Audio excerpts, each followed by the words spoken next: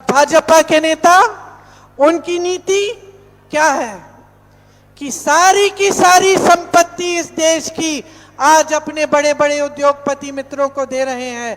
किसानों के कर्ज माफ नहीं करते, बड़े बड़े अडानी अंबानी के कर्ज माफ करते हैं।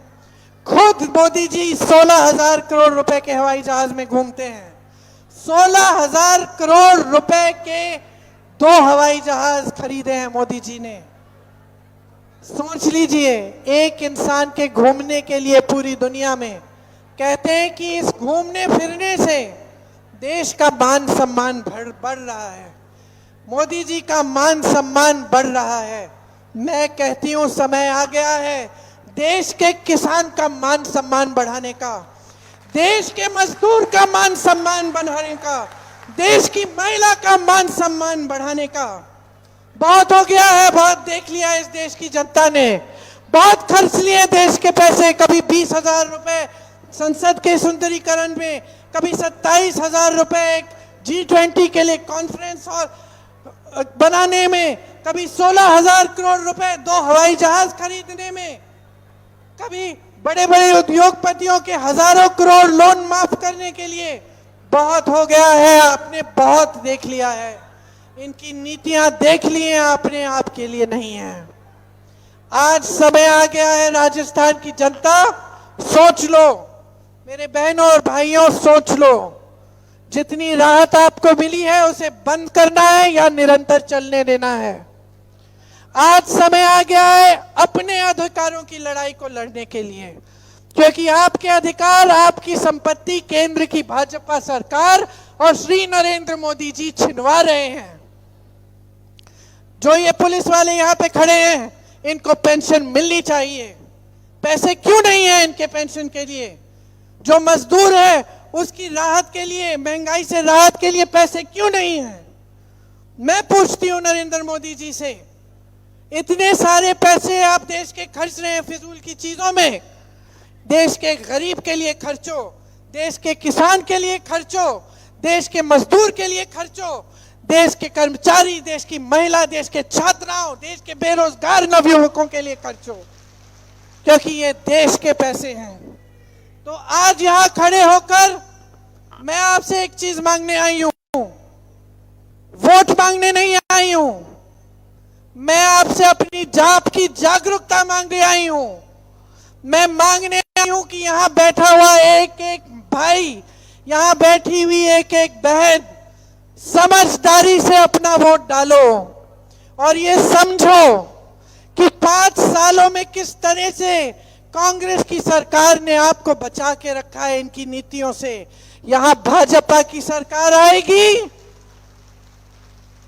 तो आप फिर से खाई में चले जाओगे। जैसे मध्य प्रदेश की जनता रो रही है वैसे रोने लगोगे। जैसे वहां की माताएं बहनें कहती हैं कि वो असुरक्षित हैं, उनको कुछ नहीं मिलता, कोई स्कीम नहीं है, वैसे आप भी हो जाएंगी। समय आ गया है बहनों और भाइयों, चुनाव का समय है।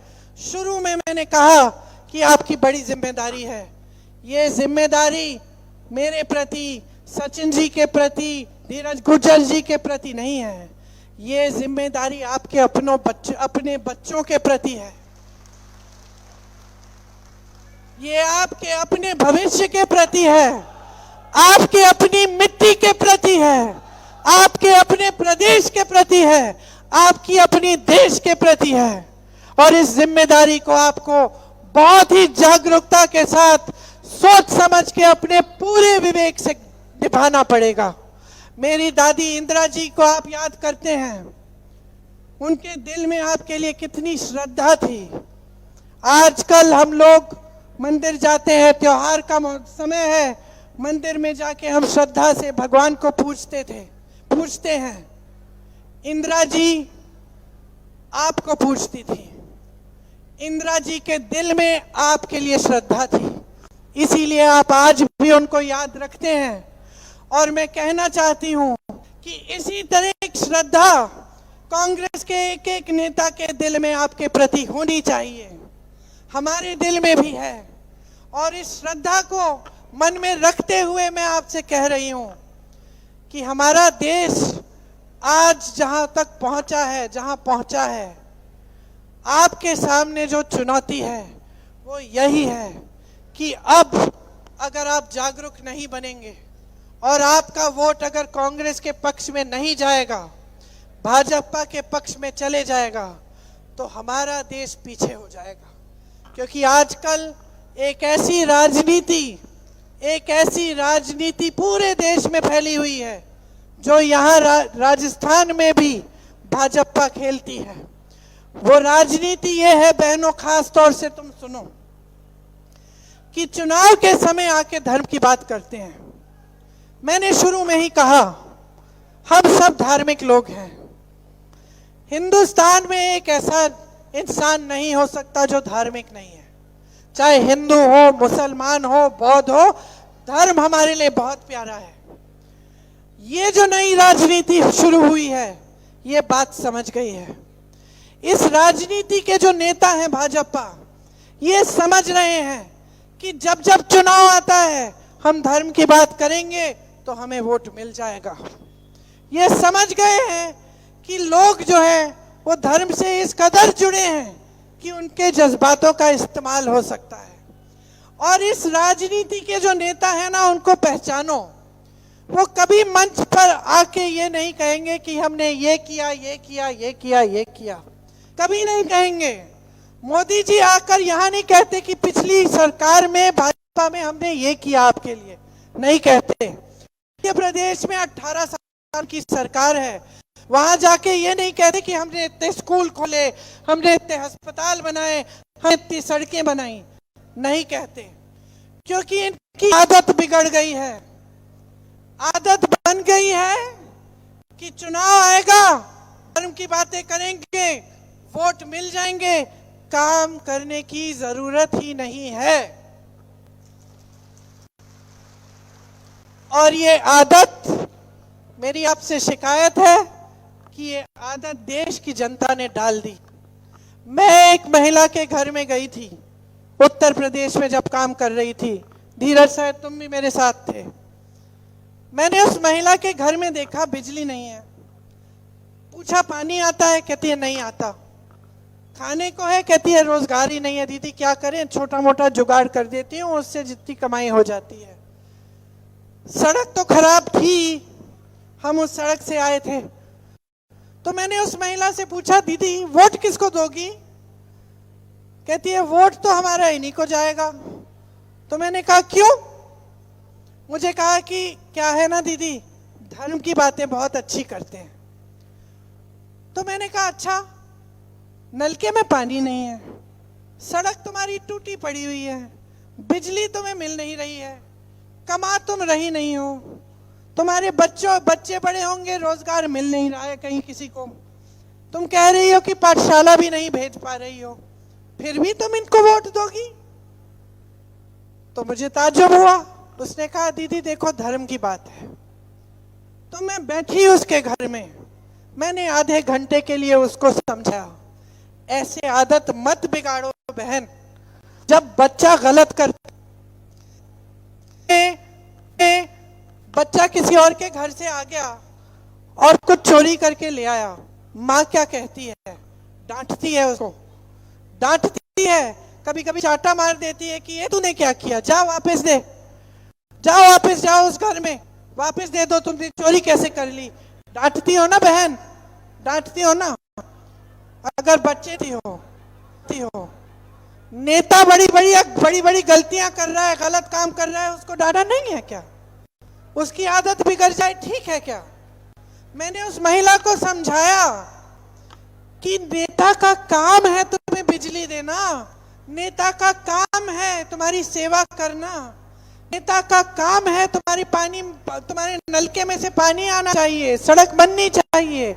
अगर नेता ये काम नहीं कर रहा है तो नेता खुद अपने धर्म को समझ नहीं पा रहा, क्योंकि नेता का सबसे बड़ा धर्म होता है जनता की सेवा करना। जब मैंने ये बात समझाई तो वो कहने लगी दीदी आपने सही बोला दीदी, ये तो यहाँ आता ही नहीं है, हमारा जो विधायक है ये चुनाव के पहले आता है और तब हमारे साथ पाठ पूजा करता है, धर्म की बातें करता है, इसलिए हम वोट दे देते हैं। ये हमसे गलती हुई है दीदी, तो मैं आपको समझा रही हूँ, ये गलती मत करो। ये नेताओं की, राजनीतिक दलों की बहुत आदत बिगाड़ ली आपने। अब इनसे जवाबदेही मांगो। आज धीरज गुर्जर खड़े हैं, 5 सालों में आपके लिए काम करके नहीं दिखाया, तो इनसे जवाबदेही मांगो, इनसे फिर पूछना।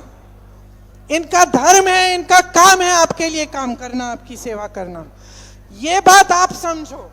हम कांग्रेस के नेता समझ रहे हैं, कोशिश कर रहे हैं पूरी तरह से आपके लिए काम करने के लिए, लेकिन आपको समझना पड़ेगा कि इस देश में गांधी जी ने, इंदिरा जी ने, पंडित जी ने, सबने जो आजादी की लड़ाई लड़ी, वो इसलिए लड़ी कि जो सरकार आए वो आपके प्रति जवाबदेह बने। वो इसलिए लड़ी कि अशोक गहलोत जी की सरकार की तरह, जिसने आपके पैसे आपको वापस देने का काम किया, वैसी सरकारें इस देश में और हर प्रदेश में बने। तो आप समझ लीजिए कि इसके लिए आपकी जागरूकता सबसे ज्यादा महत्वपूर्ण है। अपने प्रदेश में जो सरकार अभी है, उस सरकार को 5 साल और दो, ताकि ये जितनी भी स्कीम है, जितनी भी योजनाएं हैं, ये चलती रहे और इनको बंद कोई न कर पाए।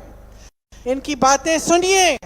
जो भाजपा के नेता आते हैं, मैंने सुना अभी 2-3 दिन में यहाँ आने वाले हैं मोदी जी, इनकी बातें सुनिए, लेकिन समझ लीजिए कि कितनी बातें की हैं इन्होंने पहले, कितनी घोषणाएं की हैं, कितने सपने दिखाए थे आपको कि आपके 2 करोड़ रोजगार दिलवाएंगे, कि किसान की आय दुगनी होगी, कि ये देश कैसे आगे बढ़ेगा।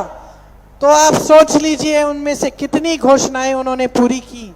और अगर ये देश इतना आगे बढ़ गया है, इसकी इतनी तरक्की हुई है, तो जहां जहां जिस जिस प्रदेश में इनकी सरकार है, वहां किसान, गरीब, मजदूर, कर्मचारी क्यों तरस रहा है, क्यों रो रहा है।